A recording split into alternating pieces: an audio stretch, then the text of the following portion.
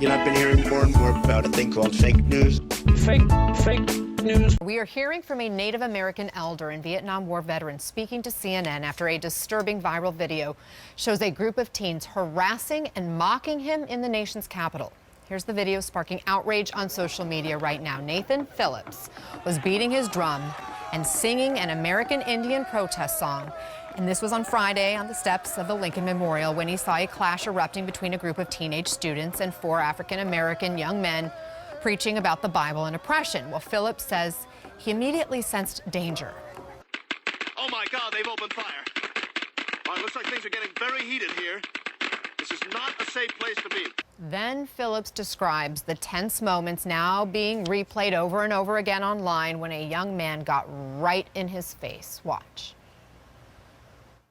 When I started going forward and that massive groups of people started separating and moving aside to allow me to move out of the way or to proceed, this young fella put himself in front of me and wouldn't move.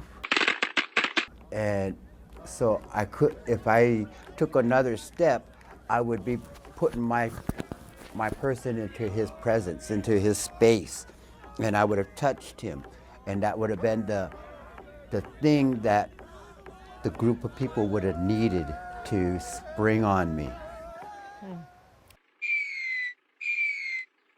Congresswoman Deb Haaland is among the first Native Americans elected to Congress, and she reacted on Twitter, writing, "This veteran put his life on the line for our country. The students' display of blatant hate, disrespect, and intolerance is a signal of how common decency has decayed under this administration. Heartbreaking." You are fake news. Immediately, the media rushed to judgment with this story, and then videos started emerging to show more of what really happened. I think it's a disgrace that information that was false and fake and never happened got released to the public. New video reveals a more complicated view of an encounter between Kentucky high school students and a Native American elder that triggered nationwide outrage. The incident happened Friday afternoon at the Lincoln Memorial in Washington. Initial video posted on social media appeared to show the group of boys surrounding and taunting Native American activist and military veteran Nathan Phillips. But we're learning there's more to this than the first video showed. Jan Crawford is in Washington. Jan, good morning.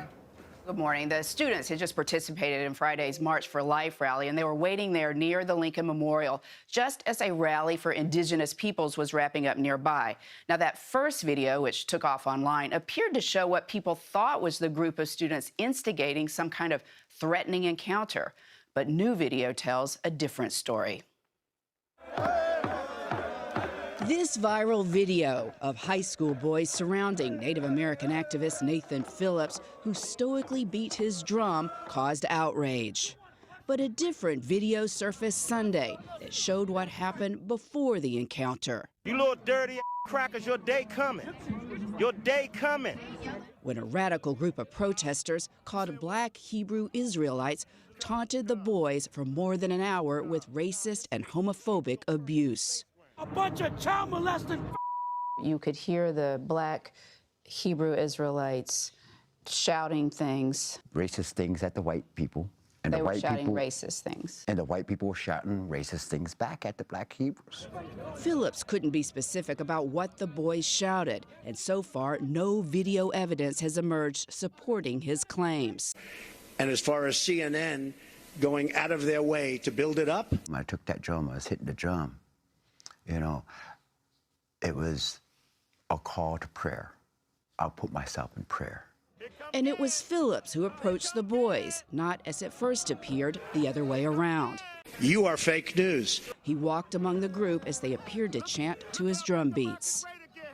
Phillips said he believed he had to do something to protect the Black Israelites group from the boys, some of whom wore Make America Great Again hats.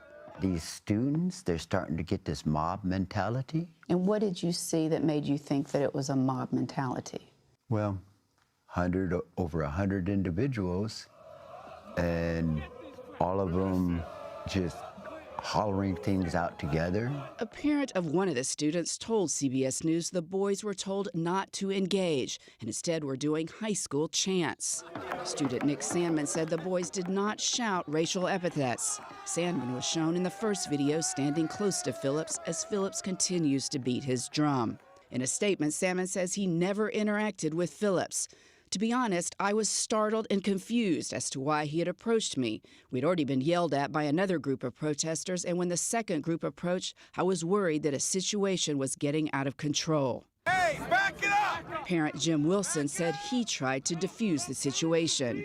They were curious of those men, so I got in between those men and the boys and pushed the boys back. Eventually, I could get 8 to 10 of the boys that knew me, and I said, we need to get out of here. Now, school officials had issued an immediate apology and said they'll take appropriate action up to and including expulsion. That was, of course, before all the other videos emerged. Parents said students have received death threats. I think they're going to suffer the consequences. They already are. Well, let me get this straight, Joe. 24 hours after we jumped to conclusions about the BuzzFeed story, we jumped to, not we, but many jumped to conclusions about that story, right? It's like, Brian, you could create a board game that says jumping to conclusions, kind of like the old Twister, right? I mean, Reagan used to say, trust but verify.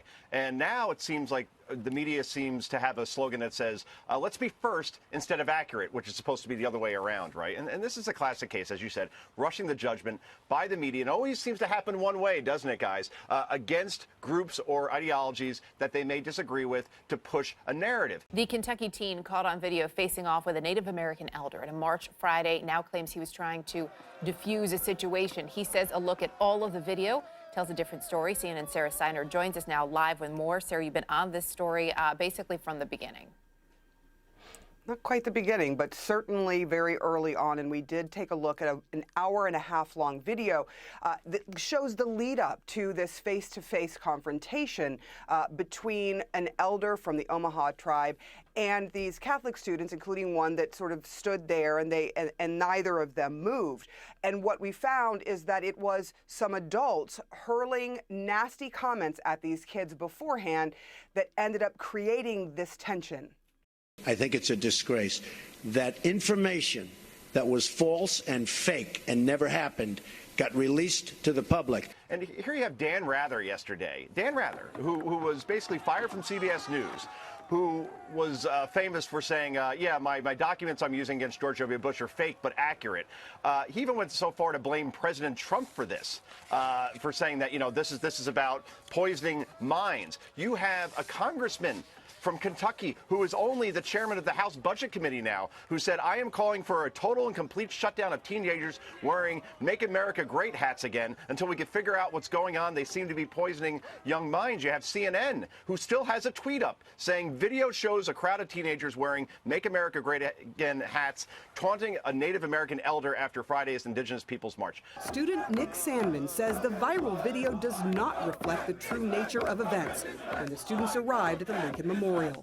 When we arrived, we noticed 4 African-American protesters who were also on the steps of the Lincoln Memorial, he said. The protesters said hateful things. Indeed, a small group of black men who identify as Hebrew Israelites did say hateful things to seemingly everyone around them, including a priest. Let's make America great again. A bunch of child molesting and the students. See how you got these pompous bastards come down here in the middle of a native rally with their dirty ass hat on? When a black visitor tries to stand up against their rhetoric, he faces hate too. You got all these dirty ass crackers behind you with a red Make America Great hat again on, and your coon ass, you want to fight your brother. At first, the Catholic students there for the March for Life are still in small numbers, but more and more show up, watching but not engaging. The small group of men continue taunting them. a bunch of incest babies. A bunch of babies made out of incest. Right, Sandman says the rhetoric was startling. Because we were being loudly attacked and taunted in public, a student asked one of our teacher chaperones for permission to begin school spirit chants to counter the hateful things that were being shouted at our group. In his statement, the student says he was the one trying to de-escalate the situation, not Phillips. I believed that by remaining motionless and calm, I was helping to defuse the situation. I realized everyone had cameras and that perhaps a group of adults was trying to provoke a group of teenagers into a larger conflict. Sandman has every opportunity to move back. So does Phillips. Neither do. While they faced off, the kids face more taunting from the Hebrew Israelite group. This is a bunch of future school shooters. That's right. While Phillips maintains he felt the kids were mocking him and being rude, Sandman says it was the adults using hateful words and trying to provoke the kids, not the other way around. You are fake news. The diocese that oversees the Covington Catholic High School in Kentucky did condemn the students' behavior towards Native Americans, saying that they would be investigating. We are still waiting to see what they say now that this other video has surfaced and that they could go through it and see it. The mayor of the city also condemned the kids' behavior vis-a-vis the Native Americans from that first viral video. But I do want to mention this, that the congressman from their district, Thomas Macy, he basically came out in support of these kids. He talked about the fact that in the face of racist comments, homosexual slurs, that the young boys refuse to reciprocate or disrespect anyone, even when taunted by homophobic bigots, which was obviously bewildering to them. They insulted no one, and he lastly says, I am proud, it is an honor to represent them. And he said, I'm being called every name in the book, including racist. I will not stand for this mob-like character assassination of my family's name. He goes on to say my parents are receiving death and professional threats because of the social media mob. The danger in not telling the full story or not knowing the story and jumping to conclusions, it's clear here.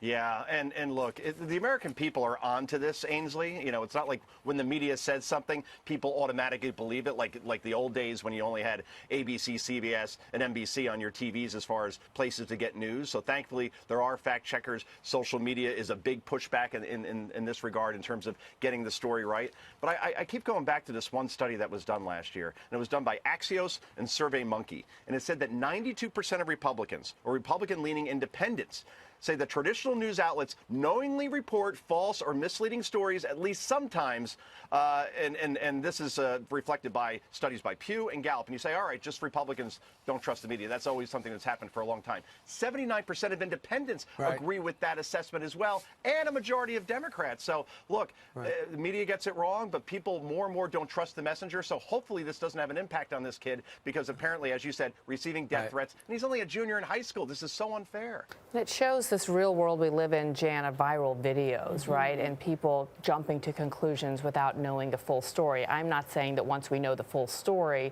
that these boys are proven to be right or the Native American is proven to be right, but the lesson learned is get the full story and take a deep breath. Find out what's going on. Right.